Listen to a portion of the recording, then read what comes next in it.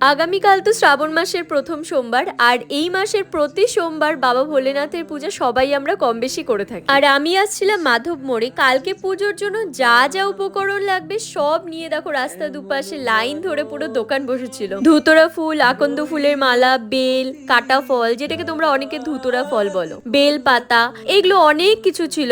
আমি ভাবছিলাম ধুতরা ফুলগুলো নেওয়ার সময় যে এখনই শুকনা হয়ে আসছে, কালকে কি এটা ঠিকঠাক থাকবে, তারপর এরকম দোমানা করতে করতে ভাবলাম নিয়েই নি। নীলকণ্ঠ ফুল চাচ্ছিলাম, তো এই দোকানে তো পেলাম না, পাশের দোকানটাতে পেয়েছি। আর এগুলোর কি দাম চাচ্ছিল ভাই রে ভাই, মানে 10 টাকা 20 টাকা 30 টাকা নিচে কোনো গল্পই নেই। এখন তো 5 টাকার কোনো গল্পই নেই। আগে 5 টাকা দিয়ে কত ফুল দিত, আর এখন 15 টাকা বা 20 টাকার ফুল নিলে তাও একটু বেলপাতা আর কিছু ফুল টুল মিলিয়ে পাওয়া যায়। ঠিক আছে, সব জিনিসের যেরকম দাম বেড়েছে এই জিনিসগুলোরও তো দাম বাড়বেই। তারপরে না মিষ্টির দোকানে এসেছিলাম একটু দই নিতে, টক দই, আর ঠাকুরের জন্য সন্দেশ নিতে। কালকে পুজোর জন্য তো আমার মোটামুটি সব প্রস্তুতি নেওয়াই কমপ্লিট হয়ে গেছে।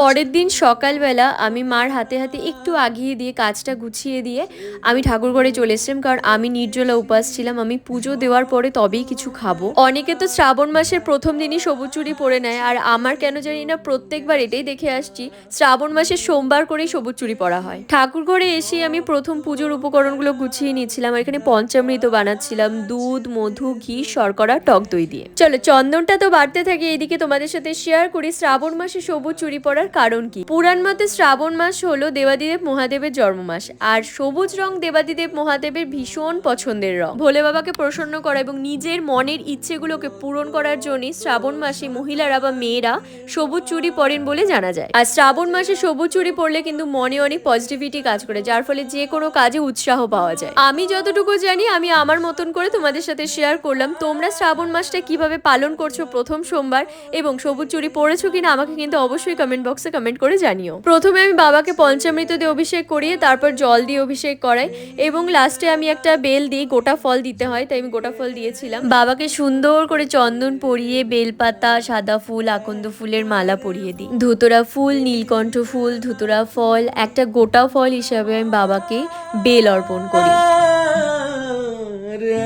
কালকে ভোলে বাবার জন্য আমি সন্দেশ এনেছিলাম, সেটাই আমি ঠাকুরকে সেবা দিই এবং তারপর আমি আরতি করি। মা আমাকে বলতেন যে কোনো পুজোর আগে কিন্তু প্রথমে সিদ্ধিদাতা গণেশের পুজো হয়, তার জন্য প্রথমে আমি সিদ্ধিদাতা গণেশের চরণে আগে ফুল দিয়ে সিদ্ধিদাতা গণেশকে আগে প্রণাম জানিয়ে তারপর আমি বাবা ভোলেনাথের পুজো করি। এবার আমি ধূপ আর প্রদীপ দিয়ে সব ঠাকুরের আরতি করব এবং শেষে আমি কর্পূর আরতিও করেছিলাম। আচ্ছা, শ্রাবণ মাসের সোমবার শিব পুজো করলে কি তোমরা অন্ন খাও না?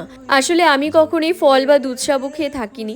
মানে যতবার শ্রাবণ মাসের শিব পুজো করেছি, পুজোর আগে ও নির্জলা উপাস থেকে পুজো করেছি, তারপর আমরা নিরামিষ খাই ওই দিন। তোমরা আমাকে কমেন্ট করে জানিও শ্রাবণ মাসের সোমবার তোমরা শিব পুজো করলে কি অন্ন খাও না দুধ সাবু বা ফল বা এগুলো খেয়ে থাকো, মানে কিভাবে ওই দিনটা আর কি কাটাও, আমাকে প্লিজ কমেন্ট করে জানিও। তো চলো আজকে ভিডিওটা এখানে এন্ড করছি। সকলে ভালো থেকো, আসবো নতুন একটা ব্লগ নিয়ে। ভিডিওটা ভালো লাগলে একটা লাইক করো, কমেন্ট করো, আর অনেক অনেক শেয়ার করো।